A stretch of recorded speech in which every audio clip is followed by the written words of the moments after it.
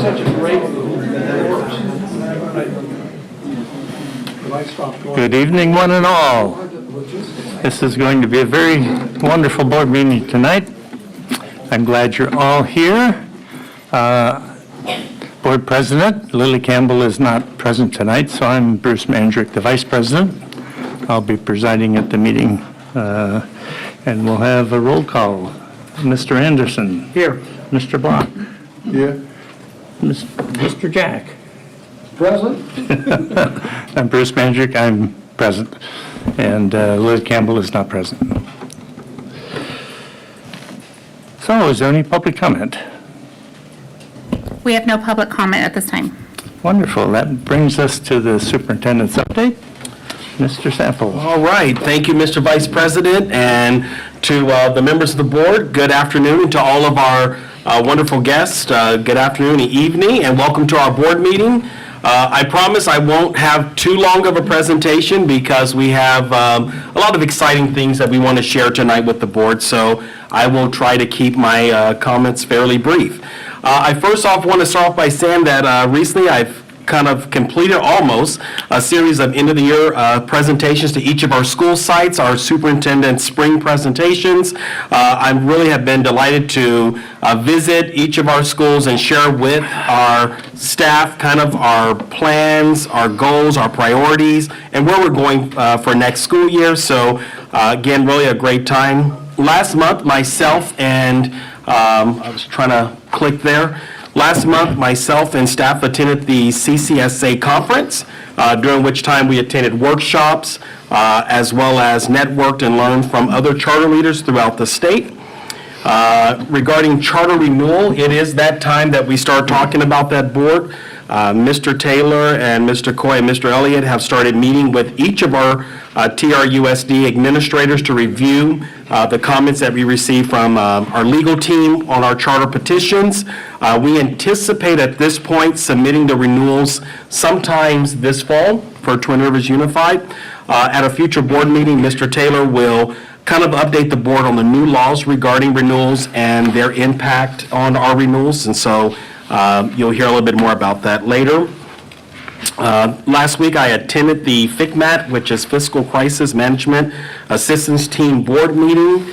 A few highlights from the FCMAT meeting, and CBO, Raina, and myself had a chance to kind of talk through some of these, but the state continues to have a significant gap between kind of what the governor has said in terms of the budget deficit and what the LAO. FCMAT is kind of trending more towards the LAO's assessment of our budget situation. And then one of the kind of highlight facts that they brought up is that a number of districts across the state, for the first time in recent history, we have seen a significant increase in the number of school districts that have a qualified and negative certification in second interim, which lets us know that there is something that's beginning to happen with our district partners, and we continue to watch carefully. As we move through our budget season, Omira is working closely with our administrators to understand where our fiscal priorities are, and I want you to know that it is a high priority of ours, and I think we're doing a great job of really looking at our plans for the future and sustainability. EPIC had its first IB evaluation on March the 20th and 21st. The IB team evaluated the PYP, our primary years program, for TK through 5. They met with GCC staff, including our board president, Ms. Campbell. Students, parents, and staff to gather information about implementation of the IB program. The team gave EPIC many commendations, as well as including praise for their implementation of English learner instructional strategies, focus on IB learner profile, as well as the integration of the GCC Portrait of a Graduate with IB. So definitely want to take this opportunity to affirm Dr. Kosh and his team for a great job there. I want to kind of highlight, if you kind of see up there, a few things. One, we kicked off our soccer season, and you'll see the students there. This soccer season, really a huge focus has been on sportsmanship, on how we, once again, as an organization, live our core values. I want to affirm Executive Director Takoy for her work with our administrators as well as our athletics team to really build a culture that we have a code of conduct, and that code of conduct will be followed. And so really proud of what we're seeing through each of our soccer programs, and our athletes continue to really live our core values. I want to share that ACSA, the Association of California School Administrators, will be recognizing our own Angie Praxayavong-Briones, who has received the ACSA Region 3 Silver Star Award. So I want to say congratulations to Angie. Is really recognizing her commitment and outstanding leadership and significant contributions both to our students and faculty. On April the 11th, I want to highlight, and you'll hear more about this at our next board meeting, but we were privileged to have Dan Fitzpatrick from Newcastle, England. Did I get that right, Dr. Go? All right. Long flight. So Dr. Go and her team brought Dan here to us to have the opportunity. He's an AI expert, an author. He held a workshop on artificial intelligence in education, and he led a dynamic session that featured an interactive role reversal activity where students and educators explored each other's views on AI and really enhancing our dialogue. I want to affirm Dr. Gold and her team for organizing this professional development day. And not only was it an opportunity for our staff, but other charter leaders throughout the region joined, as well as our partners at the County Office of Education. On April 20th, Futures and HLA held their annual multicultural fair. Really was excited. You'll see some of one of the pictures up there. I want to affirm both Futures and HLA for organizing this event and partnering together, really for our cultural rich tapestry across the GCC community. As you may remember, or you may have seen, Sava was featured on ABC 10. Their Lowrider EV program. The segment highlighted the work and creativity of these students and emphasized how the project is preparing them for success in an increasingly EV-focused workforce. And then on the next slide here, I want to share with you, I had the opportunity, and boy, I have to tell you, it was an opportunity to teach as a guest teacher in Miss Tucker's kindergarten class last Friday. And I want to publicly thank my instructional aides, which was Executive Director Takoi and our communication specialist, Julia Jimenez Yamamoto, who I don't know if they knew that they were coming to be aides to me, but quickly when I saw those kinders, I quickly looked and said, come on. But it really was I will tell you, it was a great day. I had the pleasure of being the guest teacher, and Ms. Tucker did a wonderful job of preparing a lesson for me. She had everything, and the lesson that I had the honor of teaching our students was about Earth Day. And so we celebrated. We read a book by Todd Parr about Earth Day. We did a arts and craft, and we did reading and writing sentences, and we created little hats, and by the end of the day, what's that? And we danced, and by the end of the day, I had lost my tie, and I was just like, so to all of our teachers out there, I have a new respect for the work that you do every day.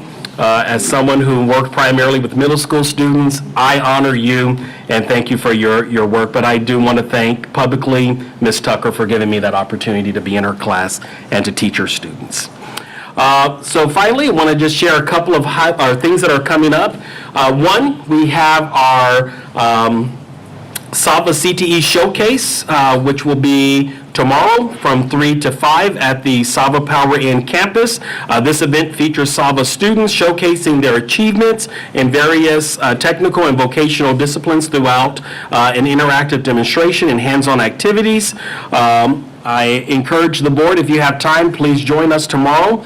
Also, I'm excited to invite everyone to the first ever Gateway Community Charter Schools Innovators Fair on Saturday, May the 11th. So everybody that's here, you're invited to come out to our Innovators Fair from 10 a.m. to 2 p.m. at the Aerospace Museum. If you have never been to that museum, it's a great opportunity for you to bring your family, your community, your neighbors. This free event will have over 50 interactive STEAM activities, as well as a special panel discussion with the Superintendent Student Advisory Council. I think we're going to have food trucks and I won't say music, but we'll have a lot of fun. So we look forward to a day of discovery and fun with your family, friends, and again, an opportunity for our whole community to come out and enjoy the Aerospace Museum. And then finally, on May the 2nd, we once again, our foundation is participating in the Big Day of Giving.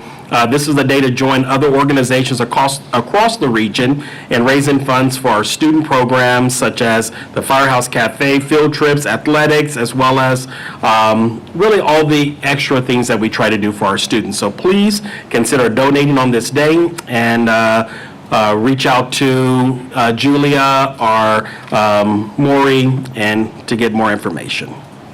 With that being said, that is my report, board. Very good. Thank you, Dr. Sample. That moves us to our study sessions for this evening, and we have some wonderful recognitions to do, including the first one, which is the California Charter School Association Volunteer of the Year Award, and I will let Mr. Sample introduce that individual. Thank you. So tonight I am very honored. We have so many volunteers across the organization, but you also have those who they bring such a heart to the work that they do. I want to talk to you a little bit about Miss Turley. I got some words that I'll say here, but I will tell you Miss Turley is one person that it doesn't matter who you are, she's going to hold you accountable. And so Miss Turley has definitely been someone that I've met with. She came to my office and she had a list, and I love her for it because she was like, all right, Mr. Sample, here it is. And so, Ms. Turley, I want to thank you for that because it shows your love, your care, not only for one of our schools, but all of our schools. So today, I want to highlight for the board that we want to celebrate Ms. Anita Turley for receiving the esteemed 2024 California Charter Schools Association Rachel Willis Henry Volunteer of the Year Award. And this award honors the many charter volunteers throughout the state who selflessly support their charter communities to ensure all students thrive and excel. Ms. Turley has selflessly devoted countless hours. I'm like, that doesn't sound right. I'm like, that don't sound right. Ms. Turley, you may have to do some sight word busters with me. Devoted countless hours to supporting the students at Rancho Del Paso, Higher Learning, Futures, and really across the GCC. Ms. Anita is a role model and mentor for students and staff alike. Her unwavering commitment centers on nurturing our students. Her profound dedication to both our school and the broader GCC community is nothing short of extraordinary. Please join me in congratulating Ms. Anita Turley as we watch this video. Ready? You ready to dazzle me today? Anita is our amazing, phenomenal volunteer who is here on a daily basis, doing so many amazing things for us. She is a leader that influences the rest of us to do everything that we can for our scholars. She will be there in person if you need that assistance. She will donate her time, donate her money, donate supplies. I mean, she's spectacular. I see her in classrooms all over campus. She's talking with our administration. She's making sure that we're doing what we're supposed to be doing. She never stops. There's not a single moment on campus when she is here where she isn't doing anything. The kids respect her quite a bit, and they need to go to her for certain things. Miss Anita, she's respectful, kind, and she'll do anything for me to move on. She's nice, and she makes it fun to learn. I'm giving her kids that are high needs, that are far behind because she has the capacity and the ability to help them get to where they need to go. Everybody is savable. To some capacity, they're savable. I'll start on the first page. And the savable part is not always good looking. It's not always cute and sweet and fun. So I don't mind being the bad guy. As long as you learn something on your way, then I'm good. But slow down. What is that? A tycoon is a what? She doesn't play, and everything she does is for the scholars. She keeps kids accountable also. That builds the rapport with the kids even more because they really want that structure. You are spectacular. Look what you did. You finished the page already. Again, I do it for them because I want them to be better people and I want them to grow up better than what their parents are. Not to say their parents are better, I just want them to grow up better than what their parents are. I want to be like her. That's the bottom line. She is somebody that I strive to be like every single day. Thank you, Miss Anita, for helping me learn. I want to thank my family. I want to thank GCC. I want to thank my mentors for letting me run amok every day, and my grandkids for being with me every step of the way.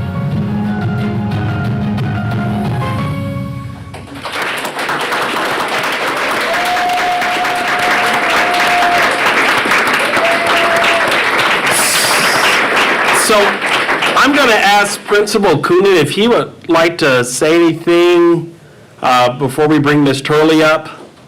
I mean, the video says it all. We can't say enough.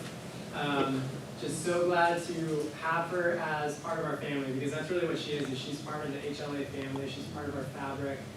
And she affects kids in a positive way every single day. And she's on our campus every single day. I mean, she's probably putting in more hours than some of my full-time people there. So, we absolutely love her. Great, thank you. And then, Board, any comments from you before I bring Ms. Turley up? I want to say, Ms. Turley, thank you. You know, you kept me on my task, and then you questioned me and asked me, make sure we're doing things right. So, thank you. So with that being said, I would like to invite Ms. Anita Turley, our Rachel Willis Henry Volunteer of the Year for the California Charter Schools Association. Ms. Turley.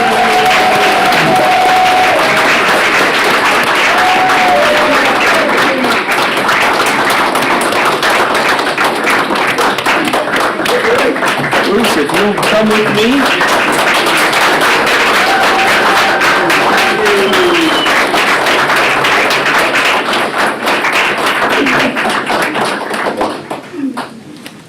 Thank you. Thank you. So, Ms. Turley, on behalf of the board, they want to recognize you for all that you have accomplished and done for us. And so there are some beautiful flowers. Thank you so much. Thank you so much. Thank you. Thank you. Can I have a speech real quick? Absolutely, but you have to take a picture with us. Oh, absolutely. So, come on in. I'm going to ask Mr. Coonan, are you photo ready? You have a tie on. You're photo ready. Photo ready.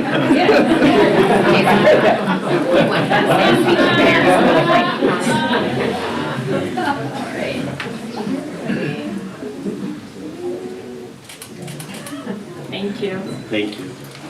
All right, so yes, just come here to the podium.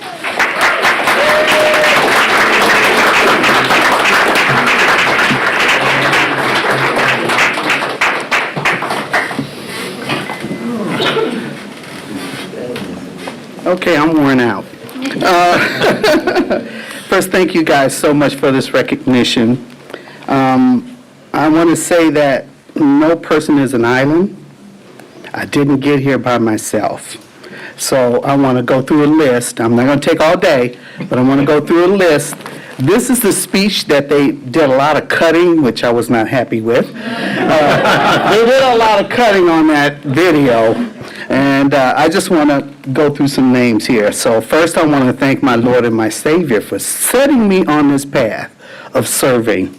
I was born into a family of ministers, community activists who showed me the way. Next, my family members who are with me every step of the way, volunteering with me. I'd like my granddaughters to stand up.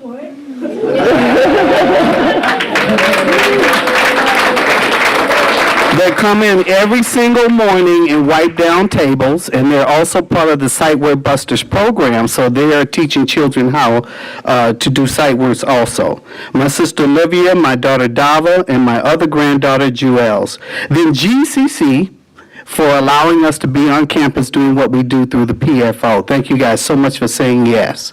That meant a lot to us. Mr. Coonan, who never says no. He's amazing. Thank you, Mr. Coonan, for all that you do. Miss Julie, who's my ride or die on that campus. Miss Julie, stand up. You guys give her a huge hand. She is awesome at what she does. She's great with parents and students. She's amazing. They encourage and support and have a caring attitude towards families, and I want to thank them for being forward thinkers, because they are definitely forward thinkers.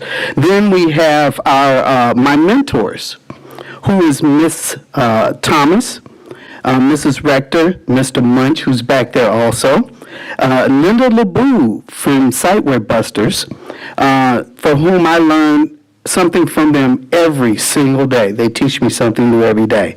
Miss Jessica, Miss Tina, and Miss Amanda, those are our ride or die PFO members who always have something to bring to the table and make magical things happen on campus. Then we have Miss Debbie. She is our foster grandparent. She's another foster grandparent that came to that campus. We're also trying to get foster grandparents all over every campus because we need all the help we can get. Teachers need the help, all the help they can get. And me and Miss Debbie, we rock every single day. Sight Word Busters teachers and students who allow us to be a part of their educational journey. And the last team, Ms. Rayna, I should say, she is a college fellow and the Futures High School students who come and do the Buster Buddies for us. So I like to thank all those people, and just to let you guys know, no man is an island. I didn't get here by myself.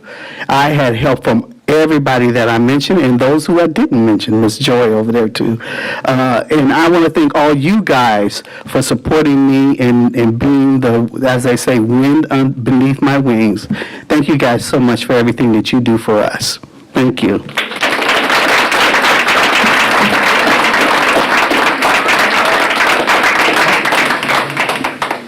And thank you again from the board. We appreciate all our volunteers, and we really appreciate your extra support and your recognition this evening. We have some other recognitions tonight, and I would like the superintendent to introduce our student athletes this evening. All right, thank you, Mr. Vice President. So tonight, we also would like to recognize the SAVA student athletes who have exemplified outstanding character, self-esteem, and self-discipline and academic success, thanks to a program rigorously developed by the coaching staff. The team was deeply committed to reaching their highest potential, embodying the program's core principles of communication, commitment, and character.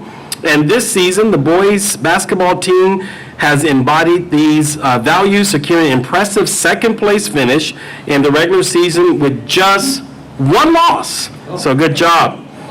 As the second seed in the playoffs, they showcased their skills and determination by advancing to the championship game for the second consecutive year, where they narrowly missed the title by only 3 points. So tonight, I would like to invite up to the stage and to the podium the Sacramento Academic Vocational Academy boys basketball team.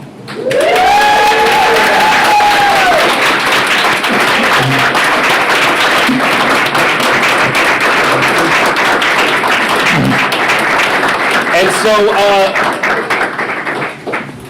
Mr. Stroops, I'm going to ask you if you'll stop right there and just introduce these young men to us.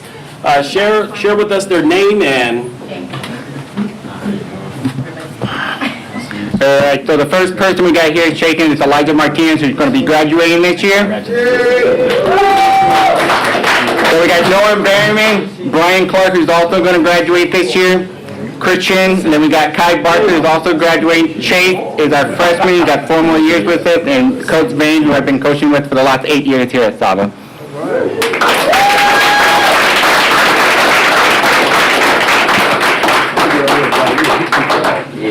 And so for each of the students, we have prepared a certificate that we're going to give to your coach, who will deliver those to you at a later time. And so, board, I'll ask us all to get in and get ready for our picture. Where's the camera? Okay.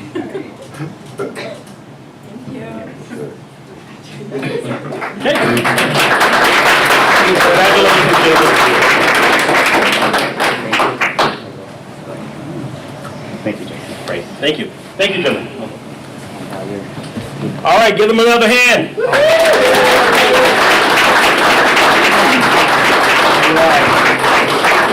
And Mr. Vice President, that is our report and acknowledgements.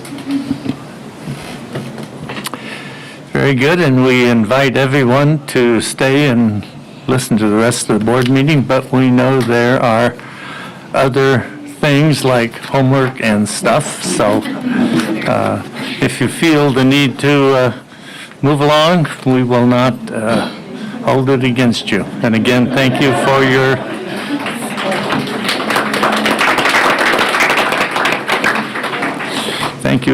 participation. So, Mr. Superintendent, would you introduce the next topic, which is the dashboard?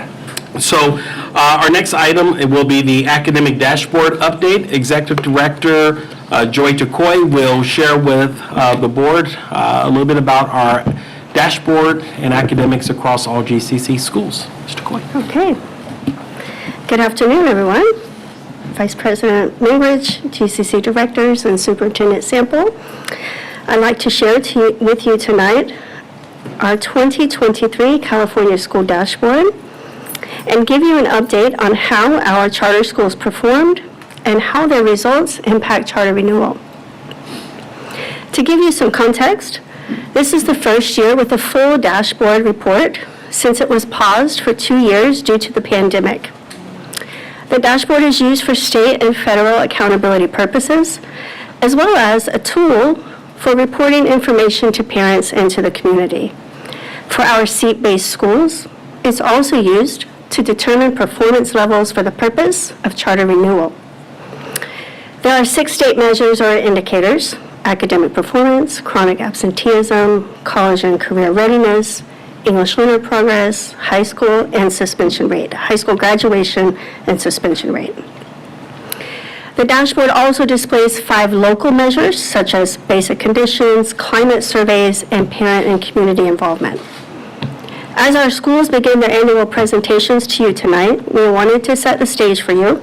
I will share a broad view of the dashboard and charter performance levels, and they will reference the dashboard in their reports. For each indicator, different data is measured.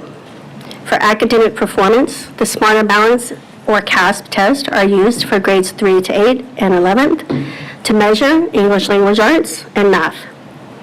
Chronically absent is defined as those students missing 10% or more of school. College Career Indicator measures how many students are prepared for college and career based on A to G and dual enrollment course completion, AP exams, CTE course completion, and work-based learning experiences. The English Learner Progress Indicator is determined by how our English learners score on the LPAC test or the English Learner Proficiency Assessment. The graduation rate on the dashboard is the 4- and 5-year rate for all schools, including our DOS schools. And the suspension rate measures how many students were suspended at least 1 full day. So each of these indicators are assigned a color on the dashboard, ranging from red, the lowest, to blue, the highest, after considering 2 factors. The first factor considered is they look at the current data. So for chronic absenteeism and suspension, we want to see the numbers decrease. For grad rate and college and career indicator, we want to see an increase. For ELA and math, the school is given a distance from standard score This is the distance between the school's average score and the standard met threshold. Next, they compare the current data to prior year performance. So schools can get credit for improvement, which can be very encouraging.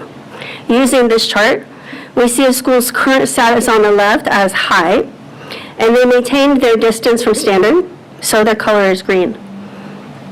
So a school can be red, performing very low, but they can still move up to orange if they had an increase in scores. And this is how colors are determined on the school dashboard. And here's a snapshot of how all 9 of our GCC schools performed school-wide for each of the state indicators. A school will not receive a performance color, that's why it'll be grayed out, if the indicator does not apply to them, or if they did not have 30 students in the data set for both 2022 and 2023. Blue and green is what we're working toward, and we see some reasons for celebration here. CCCS and SABA celebrating their English learner progress in green. GIS, ELA progress in green. And the suspension rate for multiple schools is blue and green. We also see areas for improvement across all schools, such as math and our graduation rate. Another important component to the California dashboard is the equity report. In addition to school-wide data, the dashboard also gives a report for significant subgroups and assigns them a color as well. This report shines a light on success and challenges schools have in relation to closing the achievement gap. In this example, GIS school-wide scored 3 points below standard in ELA school-wide and received the color green. The equity report shows that the subgroups of English learners and socioeconomically disadvantaged scored a bit below them and receiving a yellow color. So what does that mean for us? With the passing of AB 1505, the state developed criteria for deciding charter school performance levels upon renewal, and now based in Ed Code. Each year, a school is categorized as either high, middle, or low performing. This applies to our seat-based schools only, not our alternative schools. So high-performing schools are eligible for a 7-year renewal, and to be considered high-performing, a school must be blue and green on all dashboard indicators for 2 years in a row, or, criterion 2, have at least 2 subgroups performing higher than the state average for those 2 years on certain indicators. Low performing. Low performing schools are only eligible for a 2-year renewal. And to be categorized as low, a school must have all red on the dashboard for 2 years in a row, or have at least 2 subgroups scoring lower than the state average for 2 years in a row in certain indicators. If a school meets neither the high criterion 1 or 2 or the low criterion 1 and 2, they're automatically put in the middle category and can be renewed for a 5-year term. And here's how our schools performed. We have 3 middle performing schools, 1 low performing and 1 high performing. Futures is low performing and GIS is high performing, both due to their subgroup performance. COA, EPIC, and HLA are all middle performing. Futures is now working to create a site improvement plan that will be brought to the board at a later date for your review. The Futures admin team is diving deep into the data and has already taken action to improve their status for this year. In the same fashion, GIS is working to maintain their high status because these are determined every year with new data. So not forgetting our DOS schools, I didn't want to leave them out. While they do not get assigned a charter performance category and are not renewed based on the dashboard, they do have alternative metrics agreed upon with their district for renewal. Their metrics vary by charter, but two that are the same for all of them are the one-year grad rate and the annual retention of students. And you can see that all 4 schools met the metric for the one-year grad rate of 70% or higher, and 3 out of 4 met the annual retention rate of students who stay with us the following year of 70%. And this is the dashboard for Gateway Community Charters. And I'm available for any questions you might have regarding the dashboard or charter renewal criteria. Thank you, Board. Any questions? Jack? Yes, thank you. Very, very informative. And I understand the concern about it being put off for several years, and now we are being evaluated on the basis of the dashboard. I have a question about the absentee rate on students. I've been, as a number of us have been following the trend after the COVID experience, that the rate prior to the COVID hitting was at a certain level. I remember, let's say it was 10% of the student population were chronically absent, and now it's nationwide well over 20%.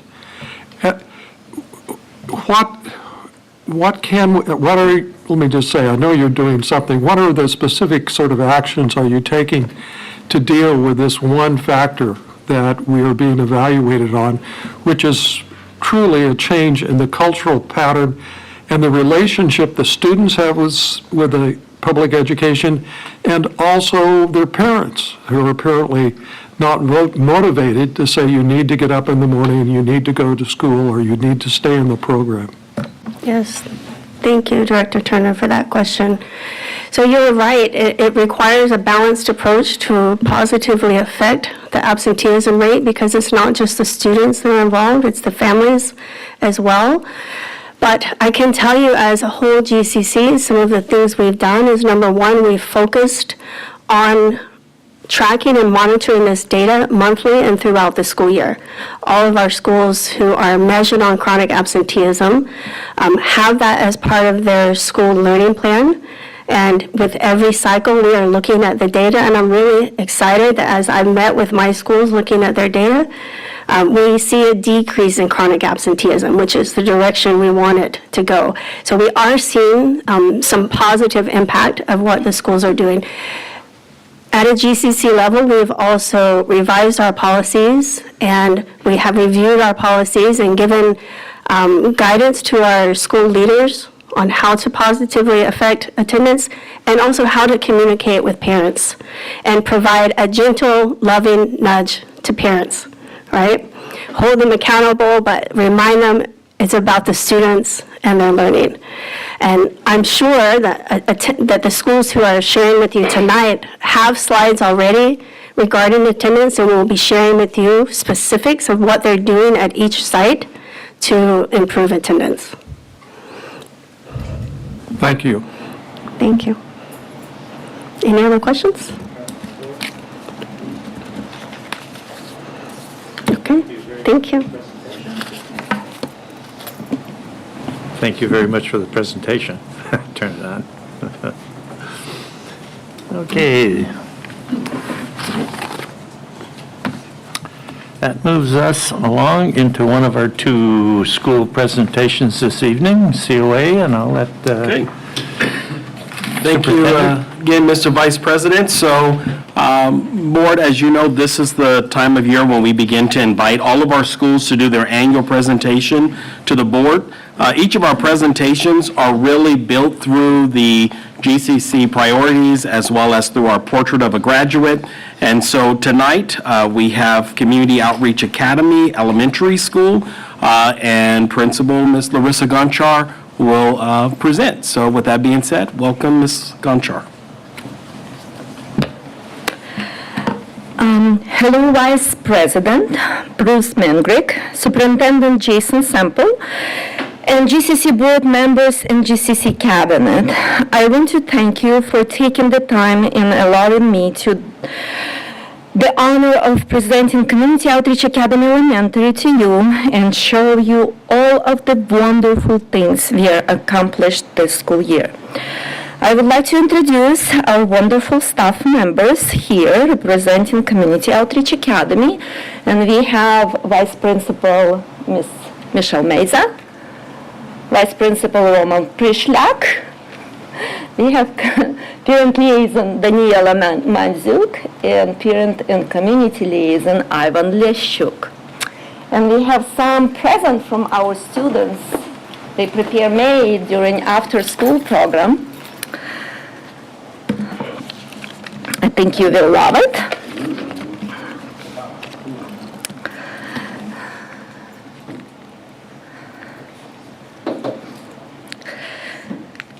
COA Elementary has so many good things to share with you. We have created nurtured our school motto, whatever it takes, our kids are worth it, for all of the years that we have existed as a school.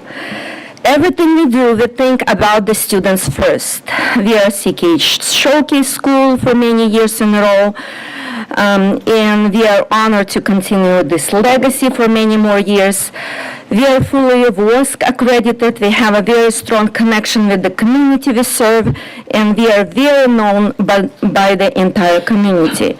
We have a very strong enrollment numbers. We expand and grow every year, but it never seems to be enough. We are currently expanding our TK program to be able to enroll more students. We have a very strong after-school program which our students love to attend. We offer summer school for all our students for full school day, which is a great help for parents who work and do not have access to childcare. We pride ourselves on our support of refugees and newcomers into the country. We put so much effort to ensure this family feel valued and appreciated. We also pride ourselves to our response to interventional and student needs.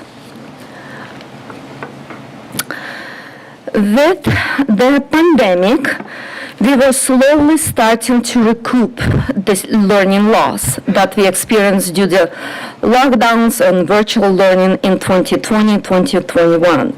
But our best effort were hit with a large halt when war broke out in Ukraine in February of 2022. And we received a very large influx of refugees who had no knowledge of the English language. We have to go back to square one and focus on how to best help these brand new to America students.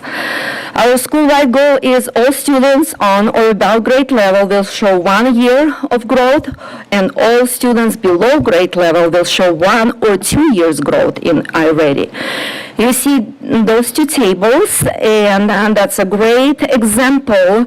The progress to annual typical growth showed that we are almost reaching the expected 100% of typical growth, indicating a strong overall performance. Another table showing 43% of our students have met or exceeded 100 of their typical growth, indicating that many students are making substantial progress and surpassing expectations. In this picture, very great picture of our amazing superintendent. He mentioned today, Mr. Semple took over teaching in kindergarten class last week. This is exemplifies true servant leadership, and we are honored to have such a superintendent. Thank you, Jason, for doing that. Our current percentage of English learners students for elementary school is 76%, which is incredibly high, but we are working extremely hard on getting our students to grow academically, and I'm sure we will succeed very soon. According to the dashboard, COA English learners surpassed the statewide EL average in both ELA and not.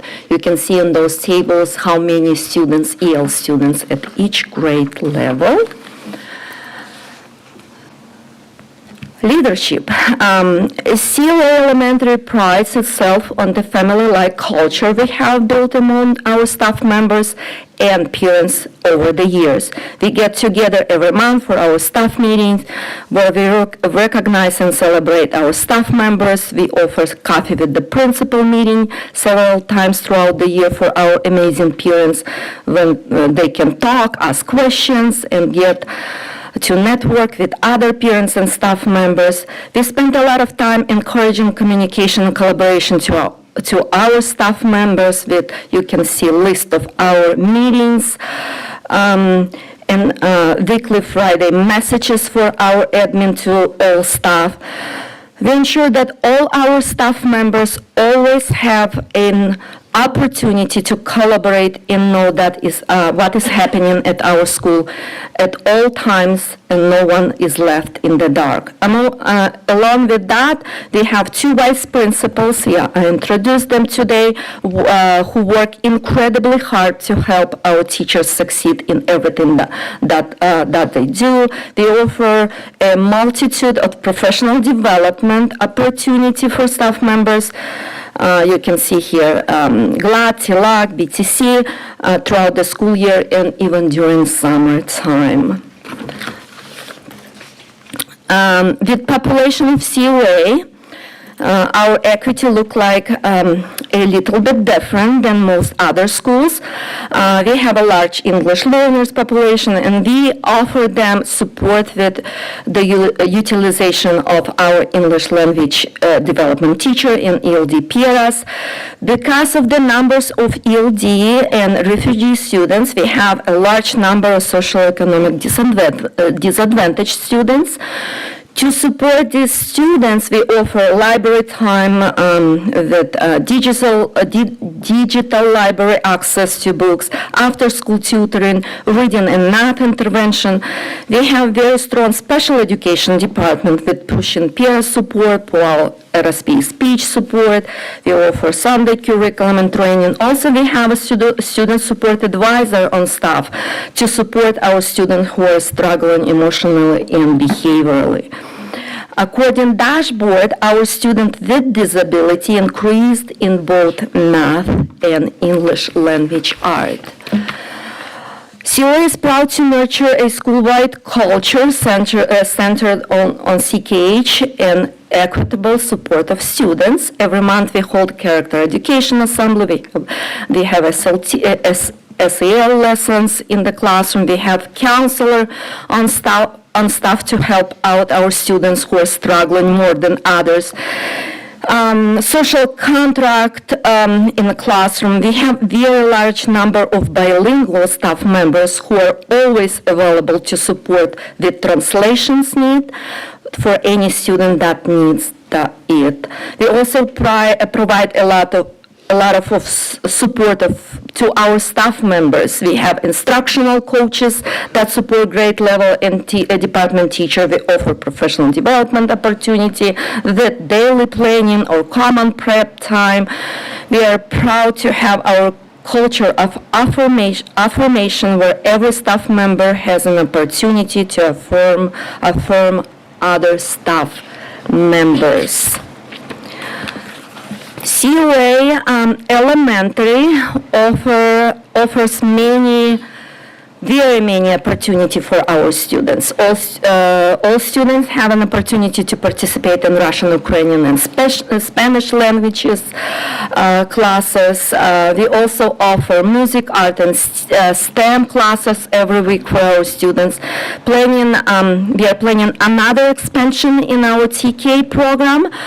We have very large after-school program which serves so many students on a daily basis with offering more than 40 clubs. Every grade level has at least one large event every year, so you can see a list of our event. And this Friday, we are going to have our transportation parade. I would like to welcome all of you. And also you can see like Pioneer Day, first grades, they do like math game, third grade STEM Day for our fifth grades, Poetry Day, first grade.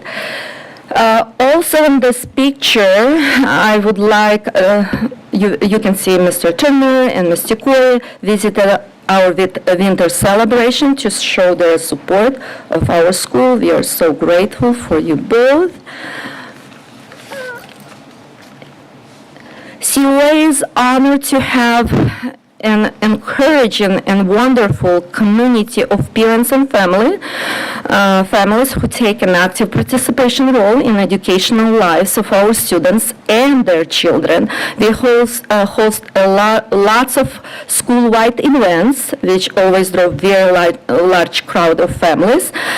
We also offer student and parent opportunity to complete surveys to give us feedback on what is done well, what needs to improve. So you can see surveys results, and we are very proud that our parents believe that their children are getting a quality education, 85%. They enjoy school, 82%. Our parents think our buildings clean and well-maintained, 91%, and COA Elementary is a safe school for their children, 86%. Also, I would like to say, you can see here just few of the events we host every year as cultural fair, Read Across American Day, Family Science Night, talent show, and more. We also have several opportunities throughout the year for our parents to attend workshops to help them build a more robust knowledge of the educational system in which their children are being told. We have strong relationship with community leaders and partnering with them. We have a lot of programs like bilingual radio program, newsletters, newspapers in both languages. We have parent resource corner, supplies providing for our newcomers, parent liaisons team. We have a great partnership with Capital Community. We provide bi-monthly food box distributions. And that having all of this engagement opportunity that helped us lower the number of our chronic absenteeism of students.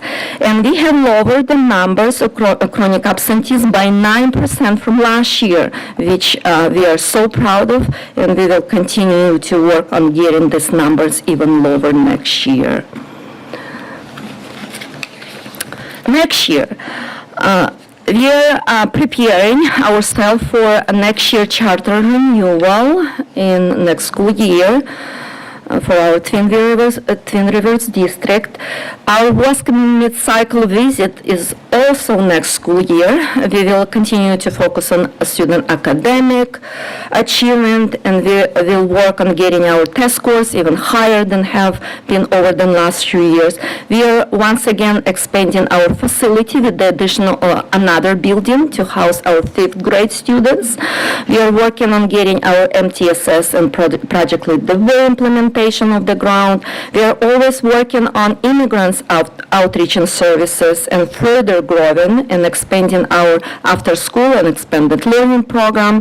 We will continue to hold close ties with COA Middle School, and we will work in collaboration with them to serve our amazing students, parents, families, and community, because whatever it takes, our kids are worth it.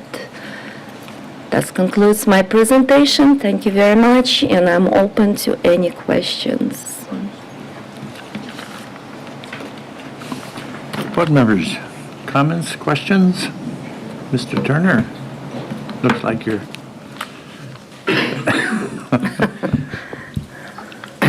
Very nice presentation, as always. Thank you.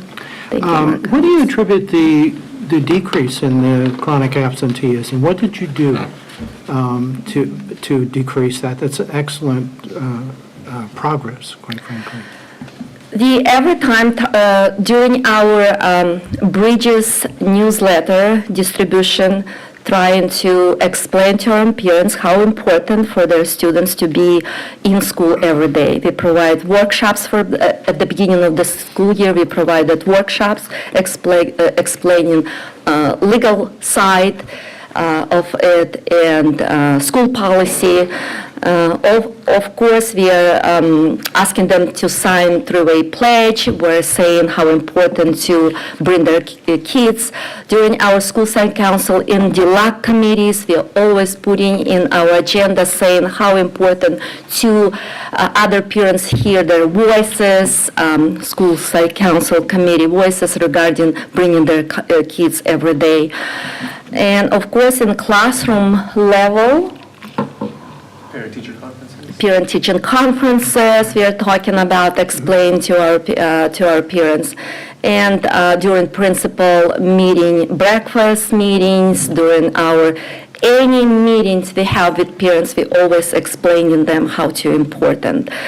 And who are actually have like 3 days or 5 days or 10 days receiving letters. We are meeting, we call this committee like SARM committees, meeting with them, explaining parents how we can help as a school for your children to be every day in the school. For example, like very cold, or we are reminding teachers to take coats with their children because cold outside, or if parents saying do not please put them sitting on the floor because cold, that's a cultural. We explained to our teachers how culturally they have to be prepared, understanding our parents why they're asking. So every time during that meeting, we're asking what we can do to help them for their children to be every day in the school.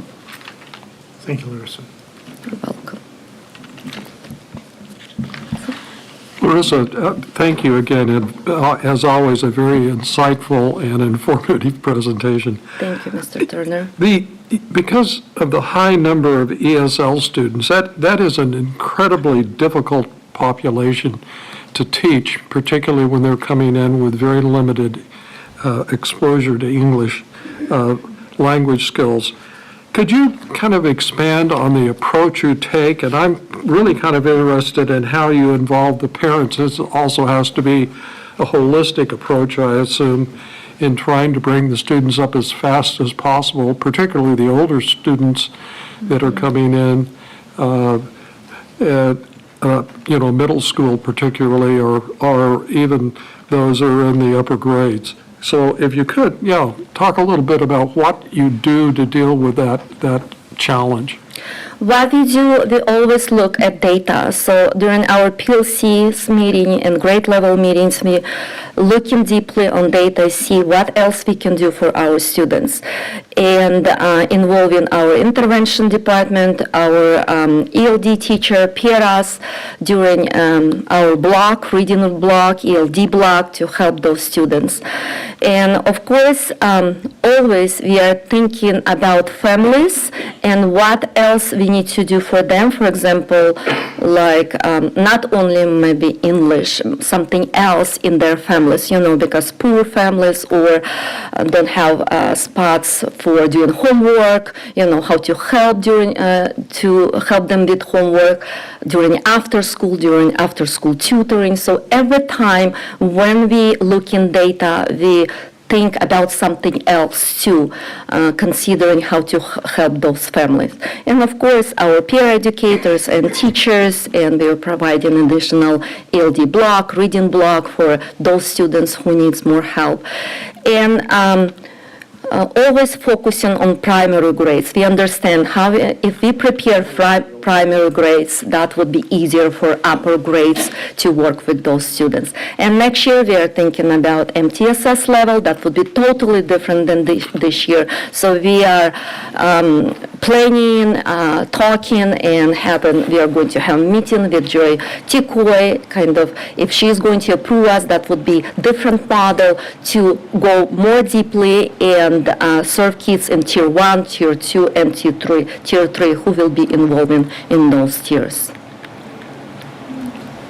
I thank you, and I recognize that the challenge and keep up the efforts that you have. I truly understand how difficult that is, particularly when, there are a lot of other things that, on an emotional level going on with some of these students, and it's really a struggle for them. So I appreciate it. Thank you. Thank you for understanding. Thank you.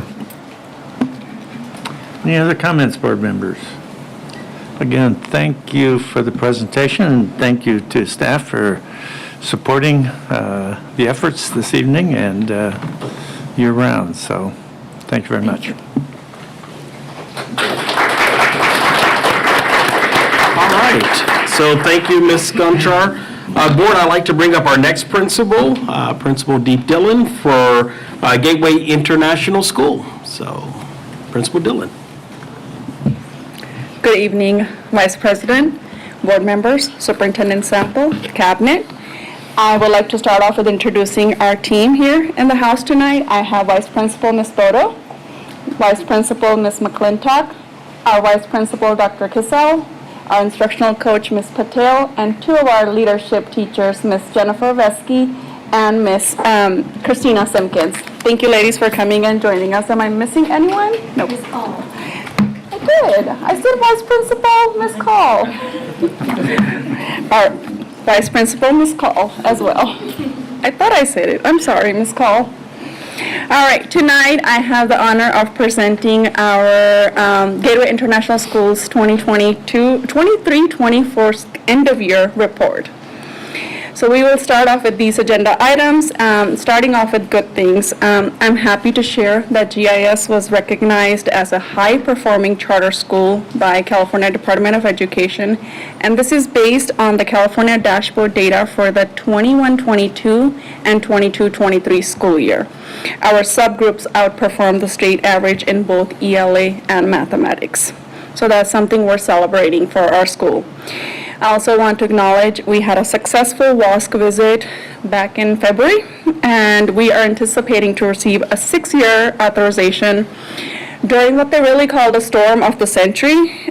We had no internet, electricity was coming in and out, yet we still managed to receive an amazing review with the majority of the areas being highly effective.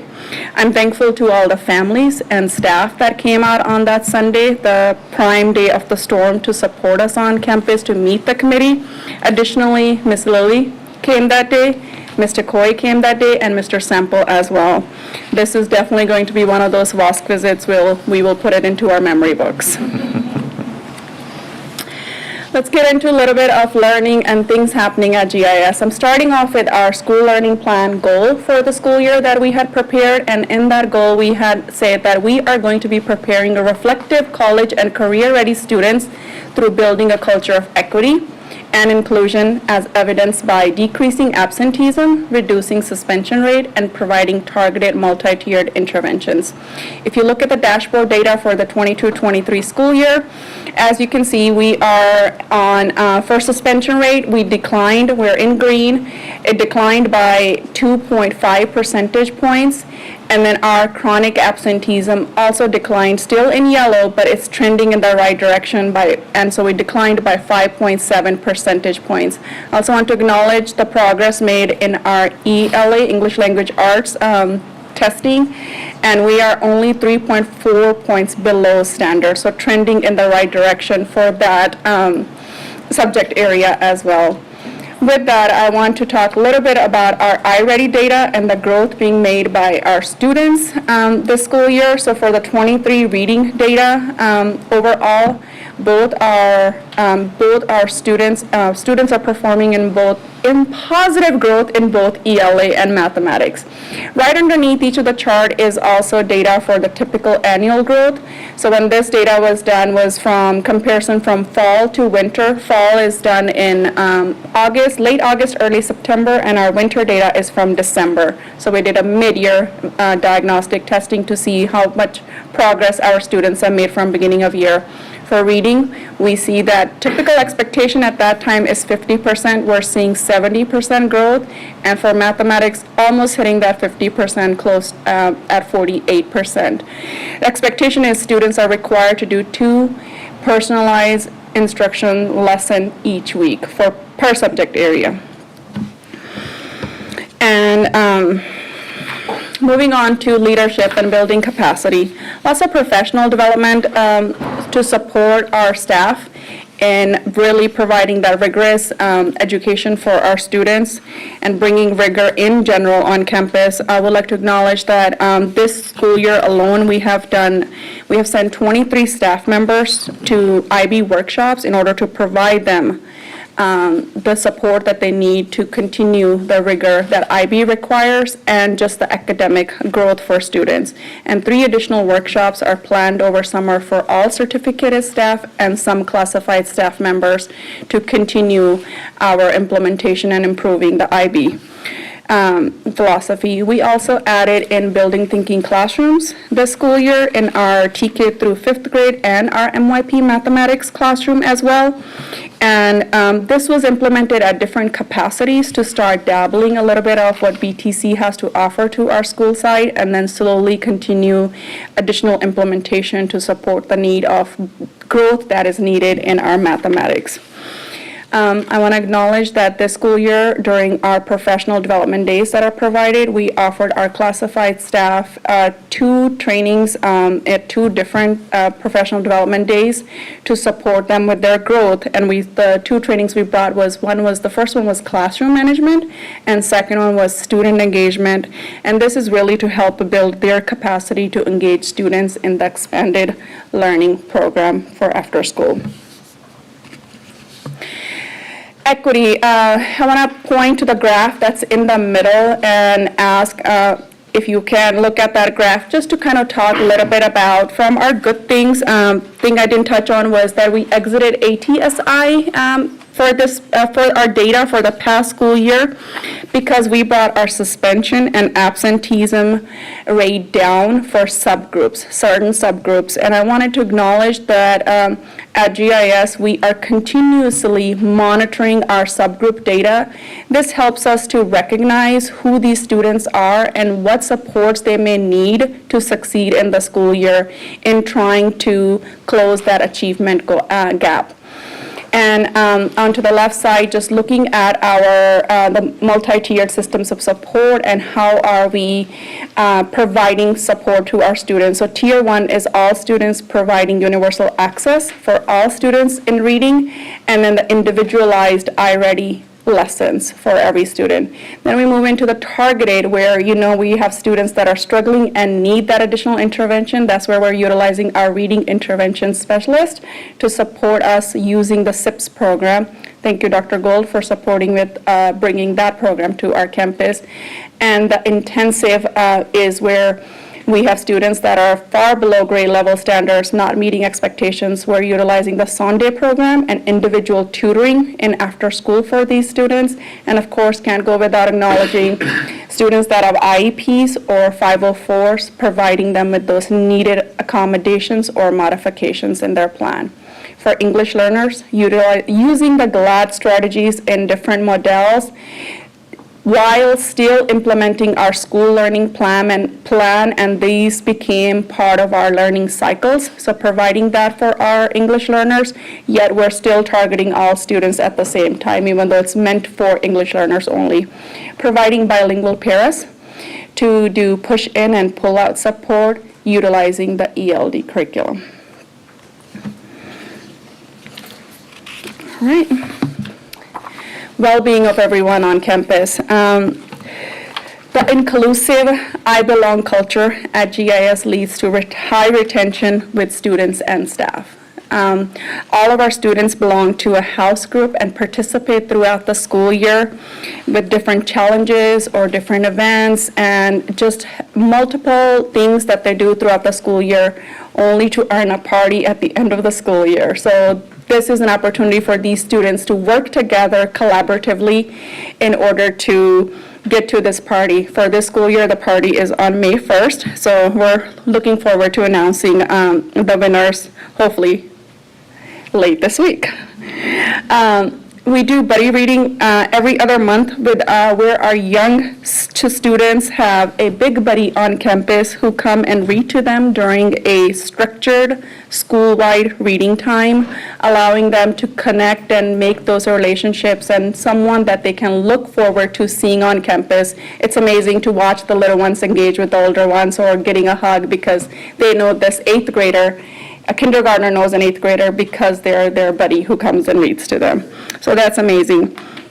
So in addition to celebrating designated Heritage Month celebrations, the IB framework provides opportunities for global mindedness in every unit, encouraging continual multicultural exposure and discussions in our classroom. So it's really built into the daily functioning of our school. And I want to ask the board to pay attention to the picture at the bottom left. The 2 students right there are 2 of our students, and the organization is CAUSE, which is the California Association of World Schools. It's a part of our IB organization in the state of California, and we are a member of that committee. So every year we submit names of students that we would like to honor, and we will be honoring these students at the end of the school year with the trophy at the promotion ceremony for a PYP Student of the Year and MYP Student of the Year. And these 2 young ladies made it to their website, and the organization is going to be sending us, Ms. Patel, was it a $250 or $250 check for each of these students? So we will be presenting that to those families as well. So it's amazing to see their faces on their website. All right, so what's new, exciting, what's impactful on our campus? With our high enrollment, all-time high enrollment, our expanded after-school program also saw an increase, and we're serving over 65% of our students in our after-school program. That just tells us that students want to be here, and they enjoy the extracurricular activities we're providing. So this school year, we partnered with vendors to bring in additional after-school clubs on our campus, and this was done after we did a survey with the students on their interests and likes to determine what we needed. So we have a variety of clubs to offer to our students, and believe it or not, somehow we were able to accommodate all students without having wait lists with strategic planning. For music, we offer music to all of our 3rd through 5th grade students, and for middle school, they have a choice to take music or art as a world language elective, and art is offered to our K-2. For world language choices, all TK through 8th grade students can choose between Spanish or Russian as a world language elective. And our middle school students have an opportunity for an individualized elective that they want to participate in throughout the school year, and those are some of the variety of choices they have. Road to Success, Student Leadership, Gardening, Book, Yearbook, I should say, Debate, Russian Literature, Choir, RSP Study Skills, just a variety of choices for students to have. How do we engage our educational partners? One of the biggest one is attendance. For us, having students in the seats every day is really important. And looking at our data from last year, we were at 22% chronically absent students, and comparing it so far to this school year, we're definitely seeing a decrease in that. And this was part of planning for us to have conversations with our school teachers.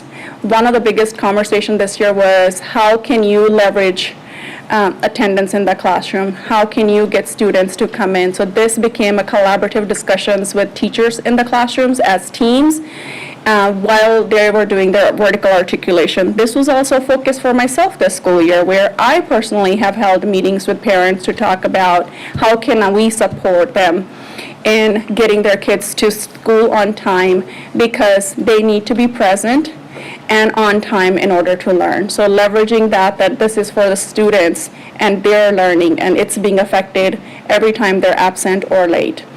So those all became part of those conversations, and we are projecting that our attendance is continuing to, chronic absenteeism is continuing to decline, and so we're hoping to have those numbers better for this year again. How are we engaging families? Monthly newsletters, they talk about things happening on campus, the importance of attendance, the importance of testing, everything that is coming up, just conversations and keeping them in the loop. Started this school year with monthly pastries with principal. Feel like that has been a phenomenal addition because I've been able to engage more with families that either I've never seen or never attended, but now more and more are coming just to have that collaborative conversation without a formal agenda attached. Parent volunteers is another way. We have 81 level 1 volunteers this school year, and we were able to get 25 level 2. Yeah, numbers don't sound big, but for just level 2 alone, last school year we only had 5.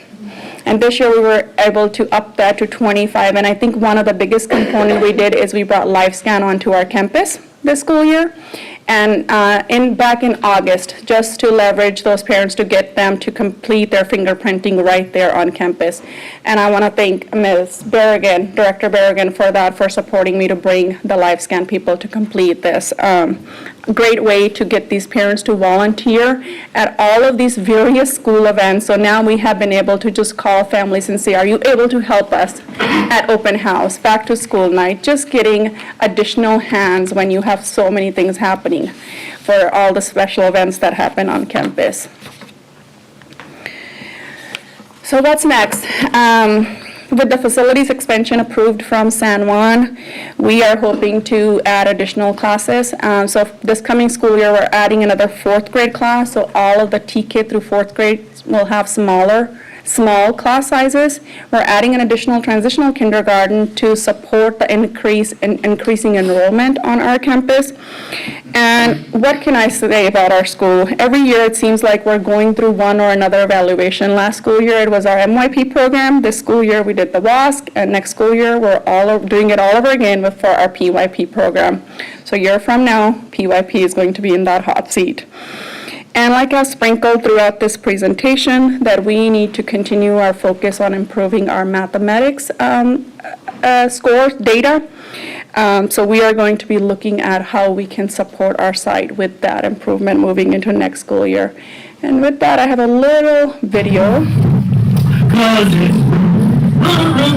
the whole team, and if they don't win, it's a shame, 'cause it's 1, 2, 3 of the old ball game.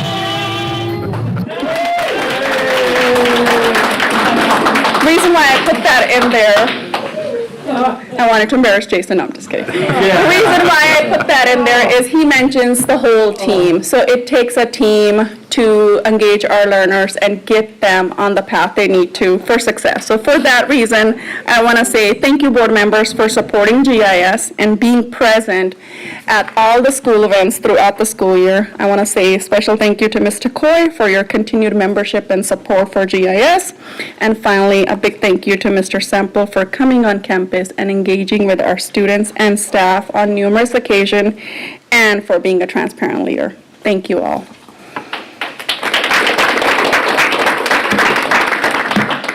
And now I'm open to questions. Board members, questions, comments? Mr. Turner. Well, thank you, an outstanding presentation and also an outstanding educational program. I can probably guess what this is, but what is a house group? So a house group is basically a group of students that work collaboratively as a team.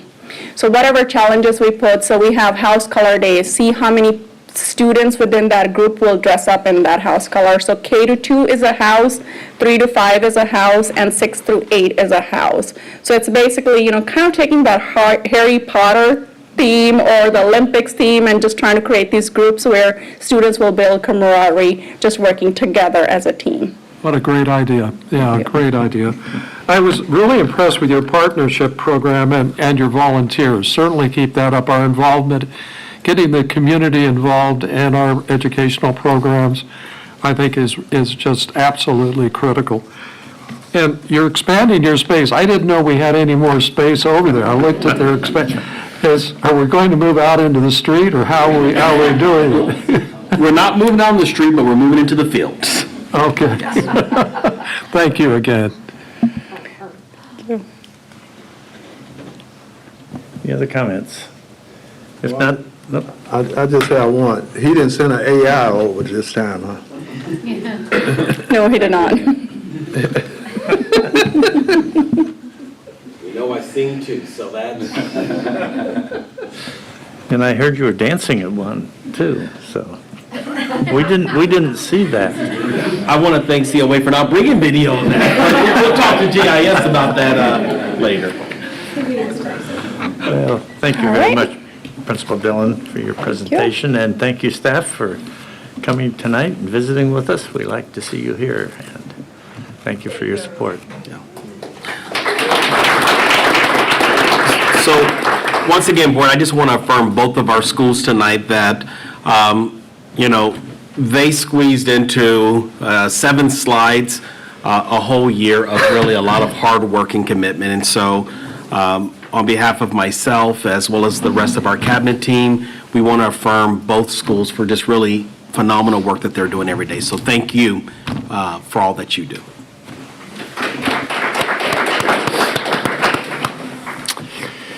That brings us to item 6, the consent agenda. And this evening, we have 11 items on the consent agenda, including the adoption of the board meetings for the last board meeting, personnel consent agenda, purchases over $30,000, disposal of surplus technology, a new board policy, and 4 overnight field trips that are routine.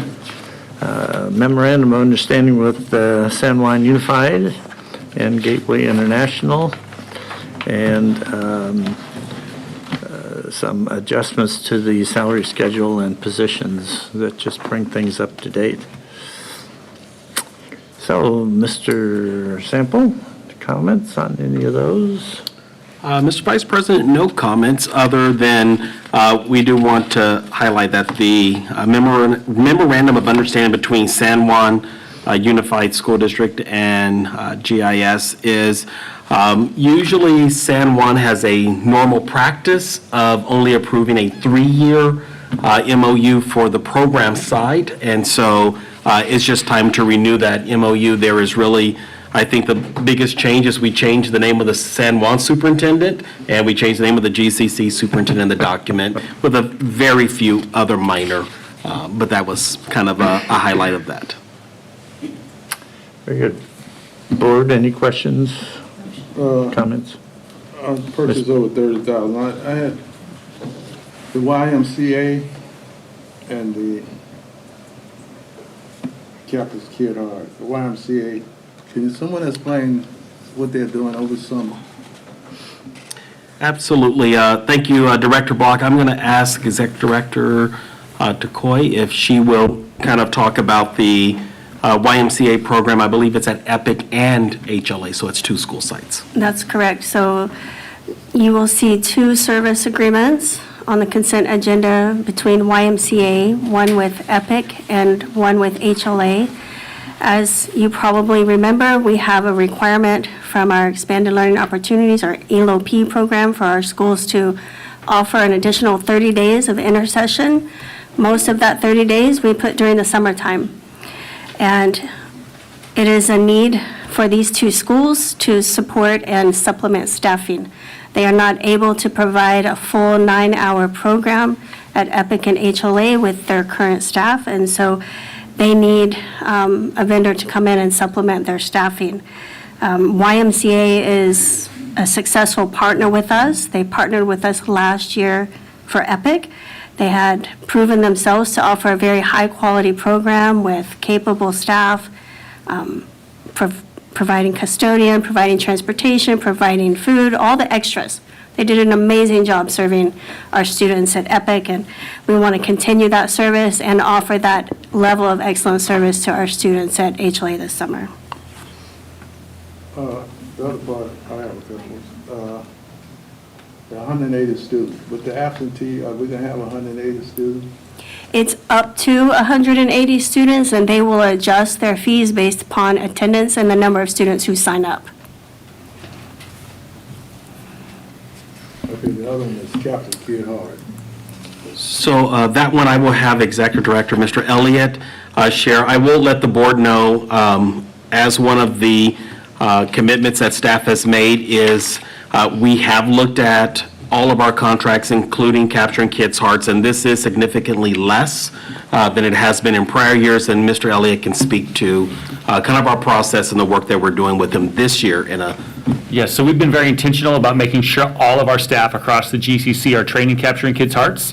We have gotten to that point over the last couple of years. So this current year, we have brought down the number of the first training in the process of capturing kids' hearts to just 2 trainings for the year to bring new staff on board. And I believe, as Superintendent Sample said, the contract overall is significantly less than previous years. We did explore looking at if this was something that our professional learning team could become trained in, kind of like with our GLAD certified trainers. You know, we've been working really hard on training what they call a trainer of trainers, and unfortunately CKH does not offer that ability for us to be able to do that. But that is something, you know, we did explore based off of your guys' request. The other part of that is like, we pay them like over $20,000 for 50 people. Do they charge us, is that the minimum? Mr. Elliott?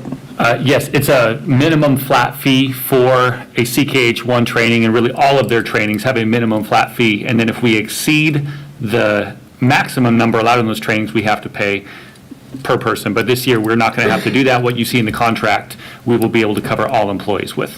Okay. Mr. Turner. I move approval of the agenda. Do we have a second? Second. Oh, thank you. Roll call. Mr. Anderson?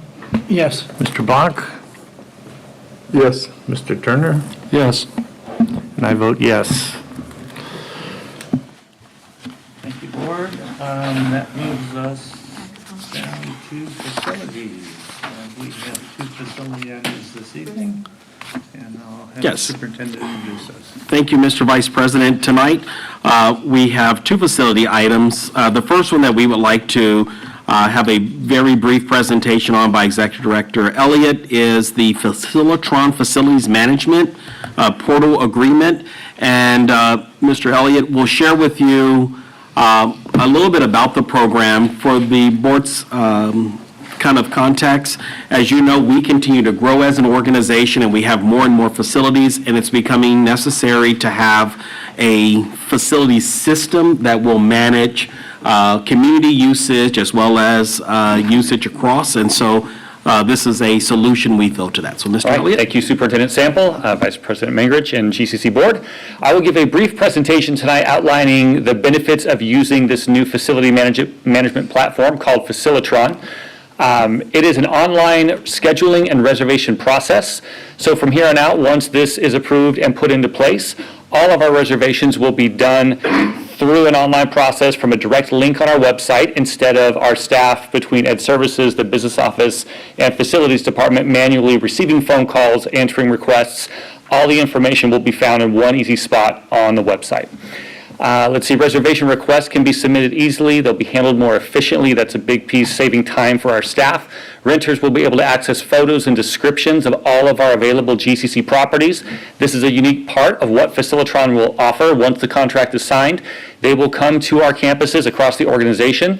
They'll take inside photos of gymnasiums and classrooms that are available to rent, and for our outside facilities, they'll take drone shots. So when you log onto the website, you'll be able to pull up by school any available rental facility we have, see pictures of it, understand the square footage of it, and what amenities may come with that facility.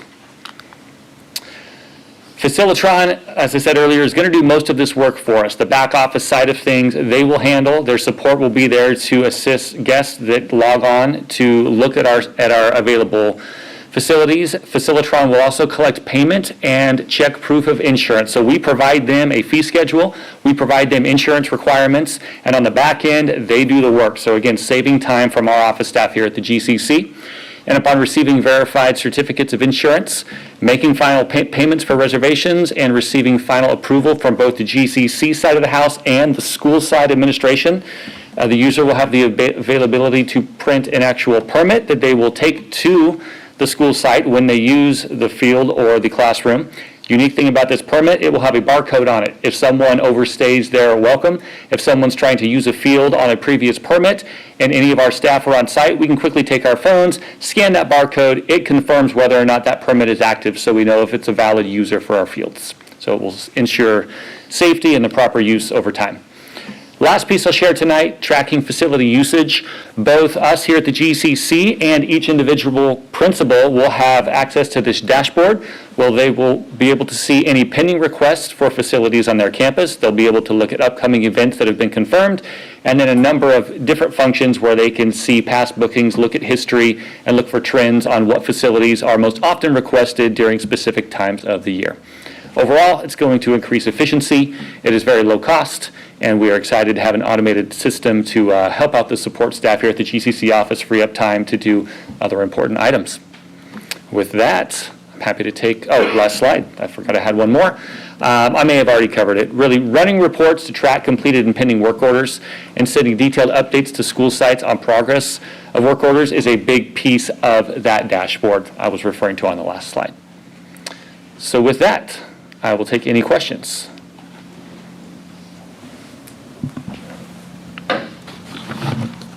Yes, I strongly support this, was impressed with the services they provide. I'm fascinated with the title, the Facilitron Facilities Management Portal. That is a tongue tire, even, you know. We'll just stick with Facilitron. I assume we'll have an abbreviation, probably FFMP, you know, is going to do it. Yeah, just a quick, I think you're going to find that once we go online and so forth, we will probably have a greater demand for the use of our facilities. And certainly that basketball court over at Sava, I think, will be popular. Yep. A question, how do we set the fees? How do we know what we're going to charge for the using the facilities? Great question. So right now, there's a fee schedule that the board approved about a year ago. We are actively looking at fee schedules from other districts, but another great service Facilitron will provide, they have data in the Sacramento region on what the average cost per square foot for a classroom is, for a basketball court is, for a football field. So we are also going to be using their data and probably coming back to the board with a revised fee schedule as we get into the new fiscal year. Very good. Yep. Thank you. You bet. Who actually approves or disapproves requests? So the process will start with looking at our list of facilities that principals and school site administration say are free. There are free times during the week where they could be used by the public. We'll take that list of facilities, get a list from the principals of safe times where it won't interfere with any student instruction or other activities that are happening at the school site. And that's what will be posted on the website. If those times are available at the beginning of the year, they'll be posted. Community can find those times. If somebody selects one of those times, then it goes back to the GCC central office and the school site for approval to make sure nothing's changed before it's confirmed with the registered user. Board members have questions? I'll entertain a motion. Move approval. Second. We have a motion and a second. Do a roll call vote. Mr. Anderson? Yes. Mr. Block? Yes. Mr. Turner? Yes. And I vote yes. And there's a second item, I believe. Yes, so the second item, board, is the Eighth Amendment to the Facilities Use Agreement with Twin Rivers for Campus Verdes site. And this really is just extending our current agreement that was signed many years ago for another term. We do continue, and at a later board meeting, Mr. Elliott will share with you kind of where we are in the process of purchasing that facility, but at this point, this just continues our facility use agreement that's already in place for another term. Questions or comments from board members? If not, I'll entertain a motion. So moved. Second. We have a motion and second. Roll call, Mr. Anderson? Yes. Mr. Block? Yes. Mr. Turner? Yes. And I vote yes. So that brings us down to closed session, litigation pursuant to paragraph 2 or 3 of subdivision D of Government Code Section 954, 956. And there are two cases we will be discussing this evening. And with that, there will be an announcement of any action taken in closed session after closed session. And you're certainly welcome to stick around, or if you have other obligations. Thank you very much for coming this evening.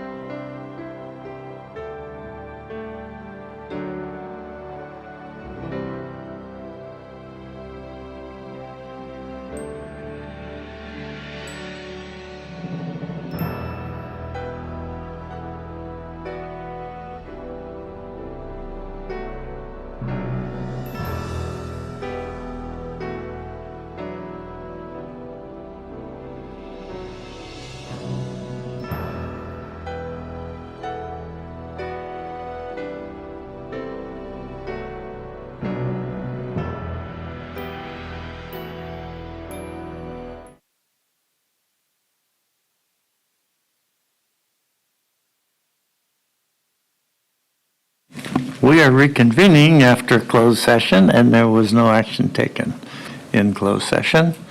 And so that brings us to our announcement of our next meeting. Our next board meeting is going to be May 7th. May 7th. Okay, closing comments, board members? Good presentations. Very good presentation. Speaking to the audience out there, very. Thank you all. Well, there may still be an audience out there, we're hoping. Any other comments, Mr. Superintendent? No comments, just again, thank you to the board for all of your energy tonight with our presentations, and we'll continue going through each of our schools over the next few meetings. Very good, okay, entertain a motion to adjourn. So moved. Second. All in favor, say aye. Aye. We are adjourned.